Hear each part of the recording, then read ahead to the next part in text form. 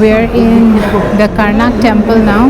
For every tomb that was built in Valley of the Kings, they had to build a temple here in Karnak Temple.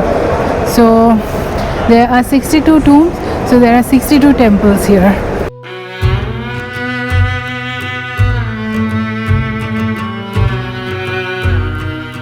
This section is for the priests.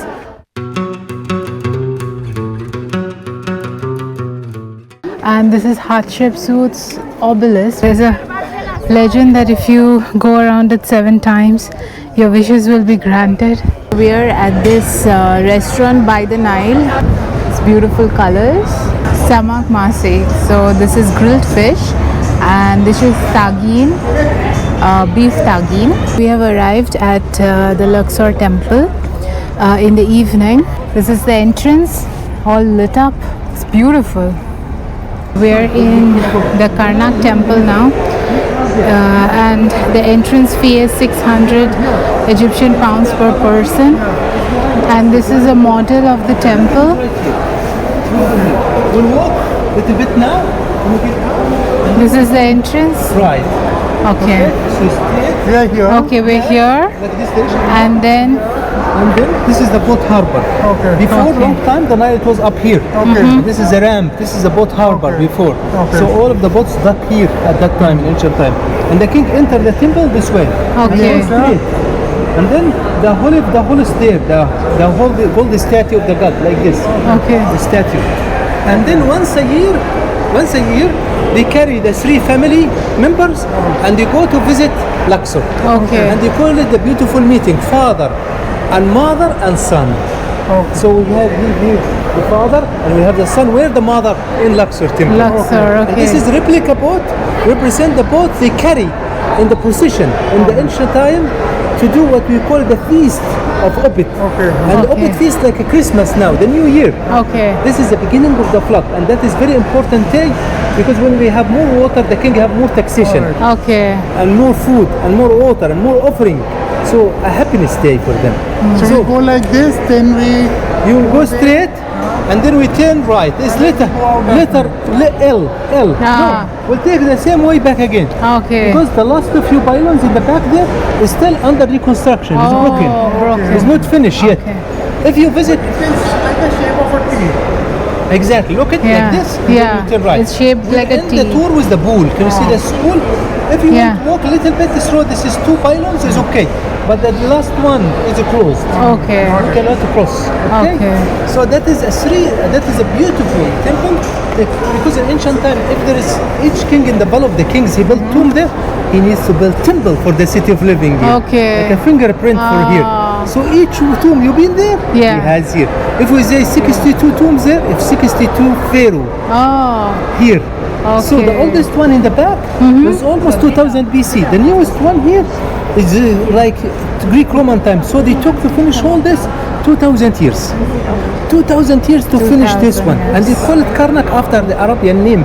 But in ancient time they call it Epit Isit, the perfect place on the earth. Because the god stay here. You Okay. can see here the resident of the god.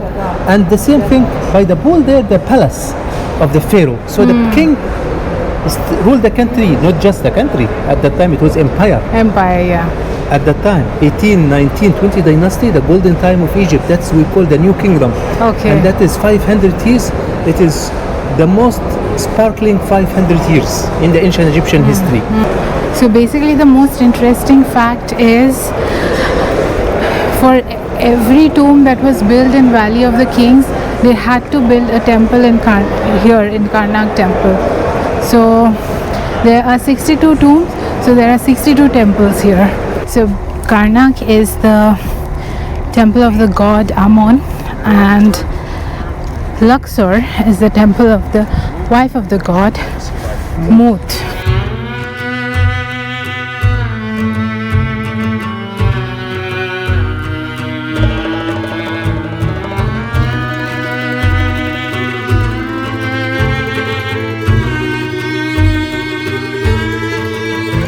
This is the name of the god written here. E-M-N.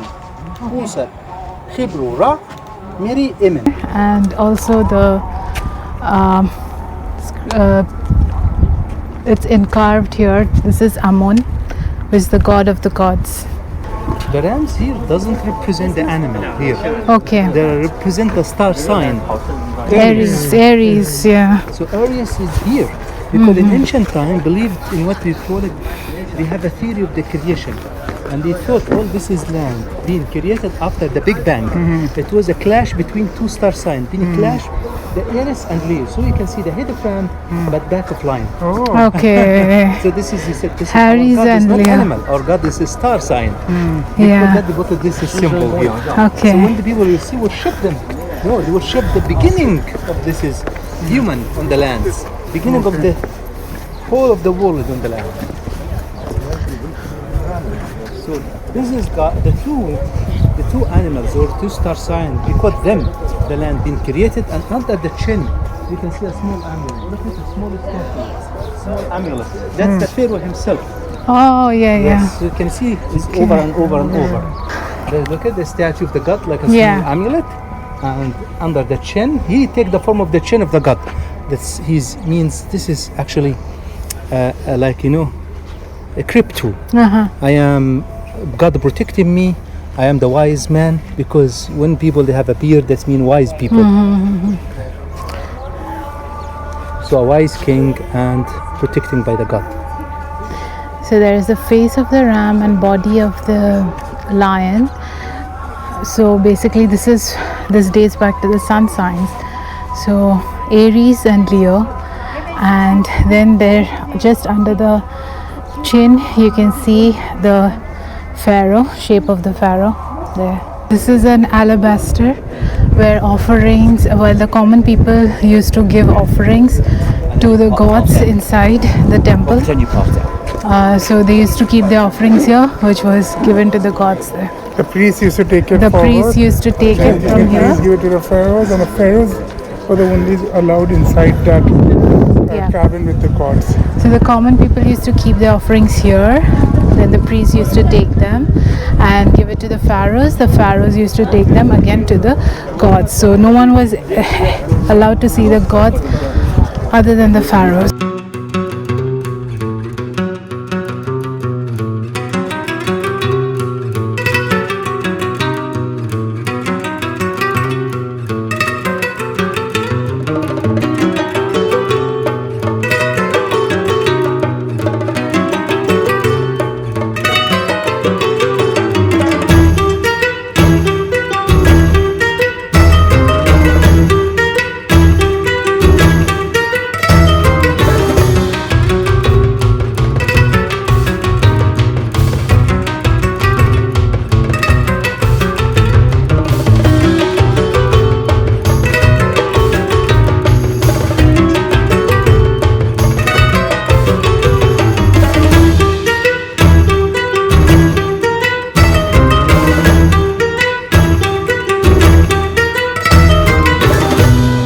This section is for the priests. One more interesting thing that our guide mentioned is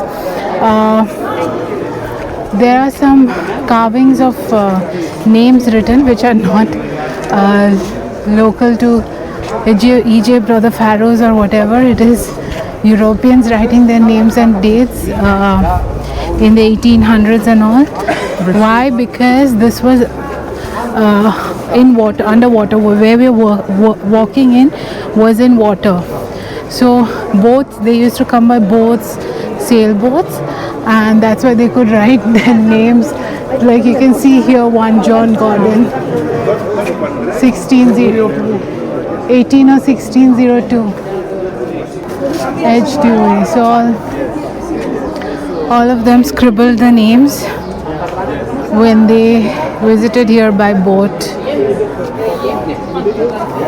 There's another one here, Robelski, 1850, more recent.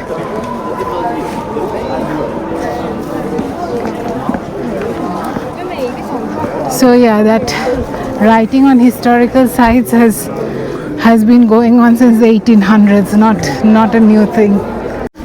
So there are 4 pylons inside the Karnak Temple, like 4 sections, like it was in the valley of in the valley, that side, valley of kings, queens, nobles and workers. So here it was valley of the common people, pylon of the common people, section of the common people, then the priests, then the queens, and then the pharaohs, and then the gods.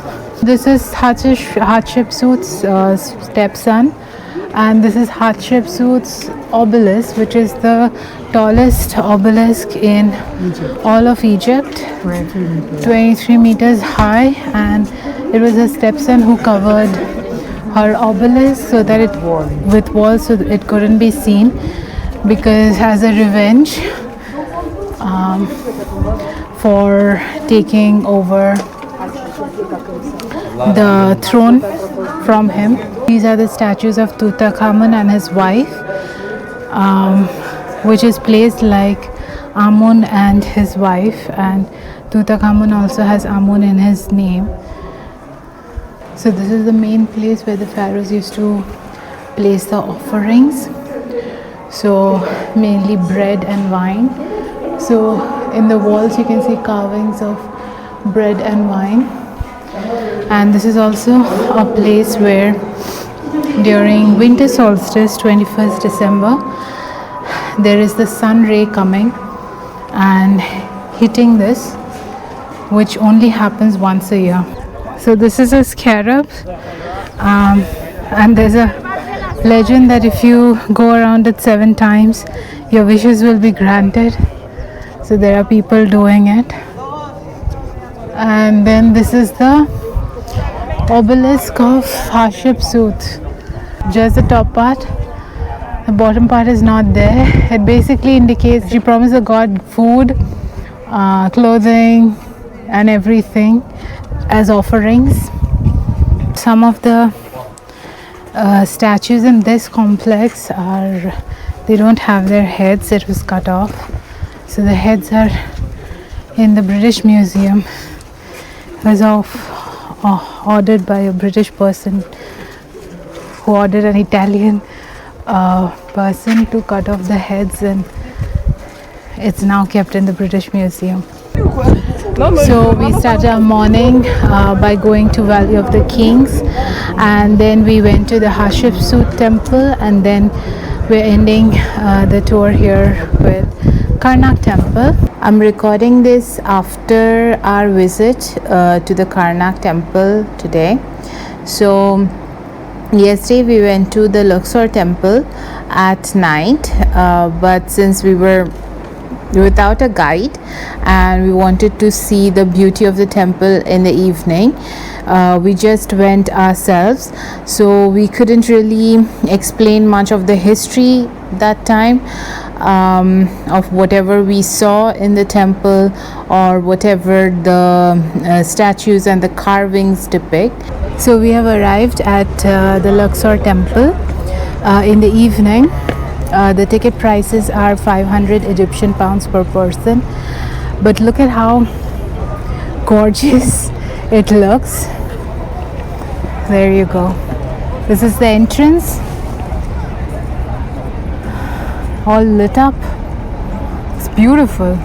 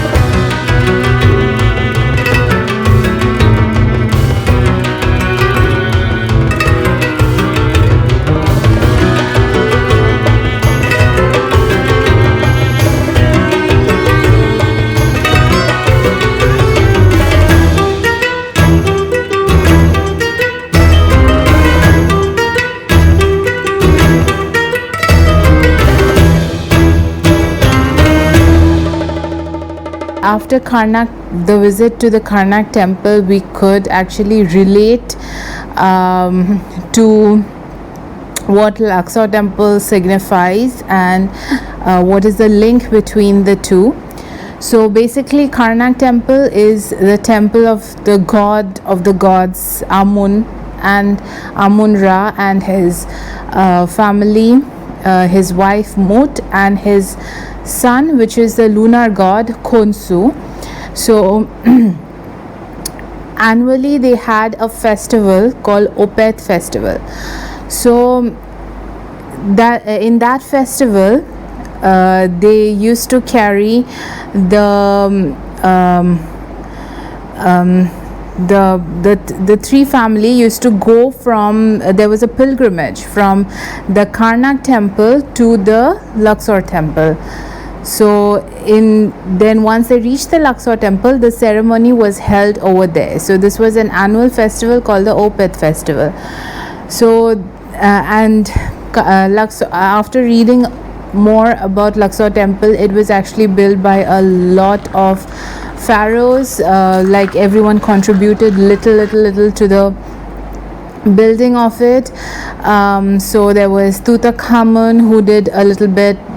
It also dates back to Hatshepsut's rule, who also contributed a little, but mainly the facade was mainly built by Ramesses II, and then inside the ceremonial bit, like if you could see the compound, there was a ceremonial compound where the ceremonies held. I think that was built by Amenhotep. So this is the other side, opposite side of Luxor Temple. So this is like a pathway, and in both the sides there are sphinxes. So this has been excavated long time after Luxor Temple. Both the temples are connected, and then you see that avenue of Sphinx.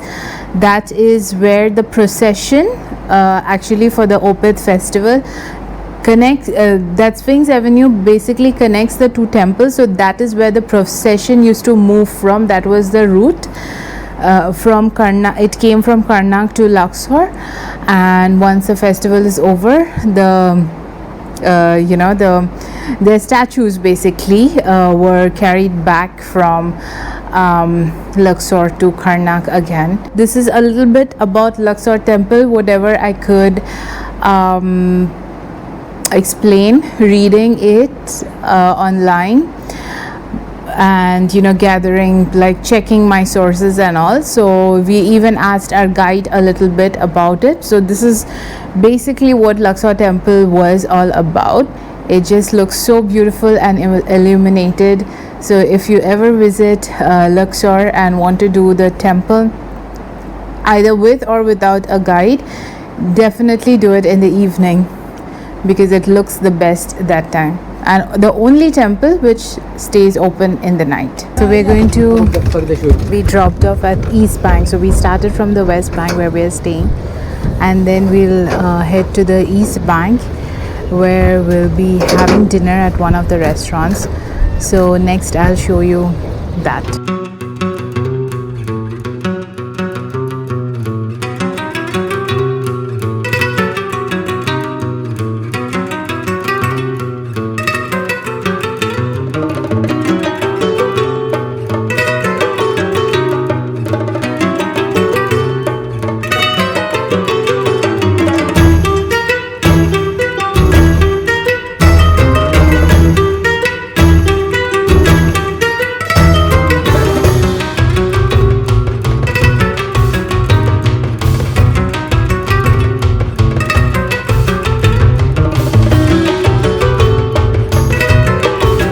So we are at this restaurant by the Nile, which is called El-Kababgy.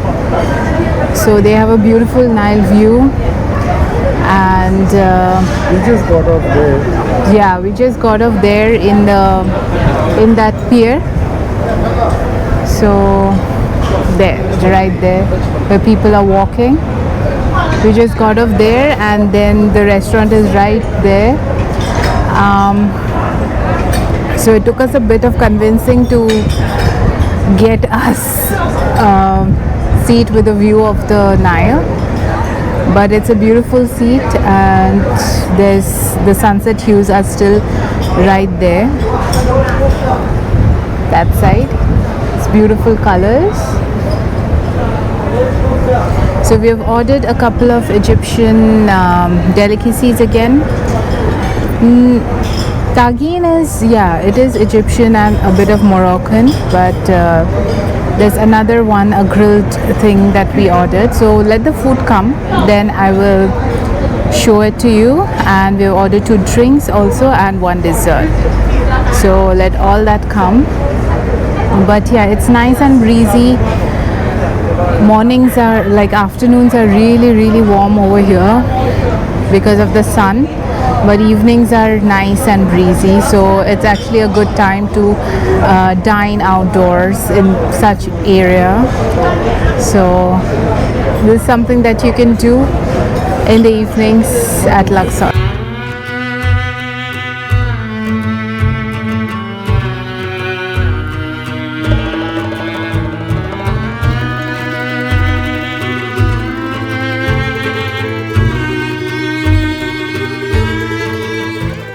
Drinks have arrived. This is called Evergreen.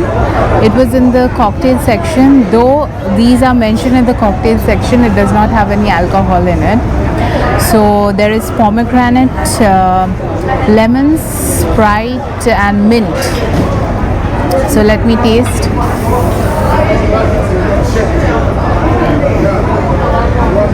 Okay, I have to shake it. It's very sweet there down, but it's delicious. It's really good.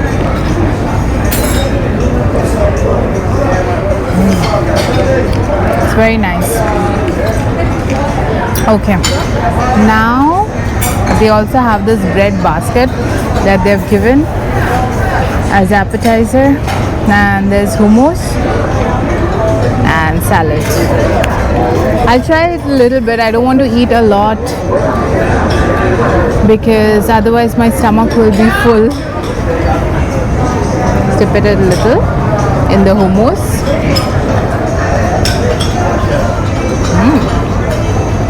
This hummus is really good. Our food has come. So this is semak something big. Basically this is grilled fish. Samak mashi. Samak masi. So this is grilled fish, and this is tagine, beef tagine. Tagine laham. Tagine laham, and both of the dishes comes with servings of rice. So let me just try it one by one. Let me try the fish first. Very soft. Oh, that's very soft. Yeah, it's very tender. Oh, look at it. It's not even coming up.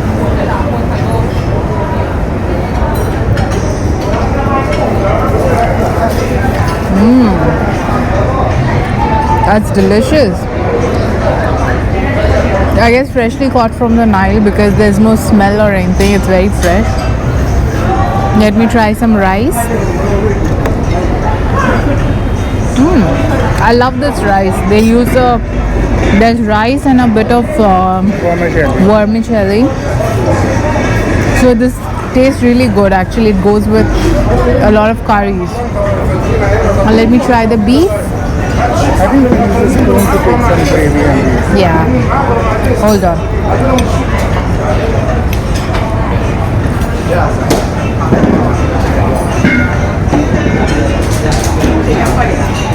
Okay.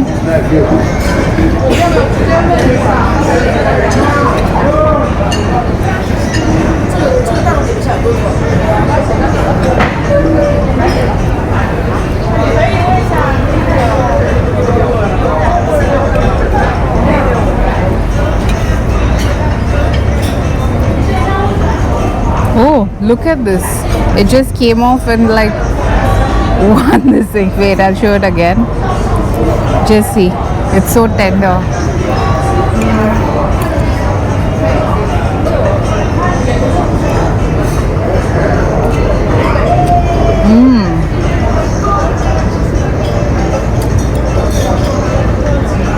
It's very delicious. It's like such a comfort food, something you would have at your home or after a long day. Amazing. The two combinations are really good. Both are not spicy as such, but filled with flavors. So that's our main course. Dessert has arrived. So this is called a fatir, an Egyptian dessert, an Egyptian dish basically. So it comes in both savory and sweet. So earlier in this vlog you must have seen that we had fatir at a restaurant for lunch, Al-Sahabi. So that was more like a pizza kind of. It had minced beef inside, but this is a sweet fatir. So there's so this side, so fatir is basically, I explained it earlier also in that lunch, it's a pastry, a puffed pastry, and then people put a lot of fillings in it, and this one is basically they've cooked it with sugar. This is more, this side is more sugary, Honey. Sugar and honey, and this side is chocolate. So let me try. I don't think there will be any sugar. I think it will be only honey. Okay, let's see. Probably it's just only honey.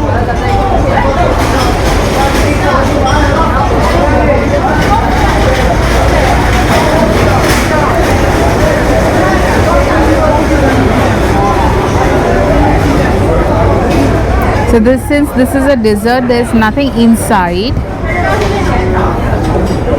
It's all the toppings are outside.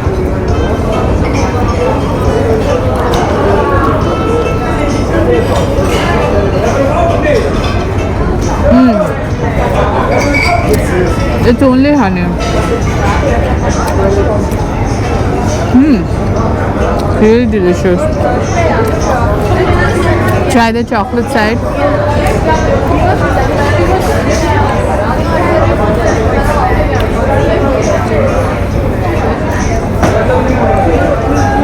The sweet one, the dessert one is a little sticky,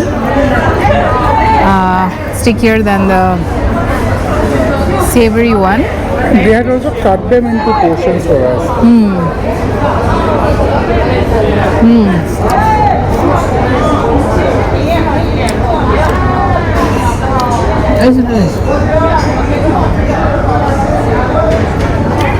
It's quite large, the portion size.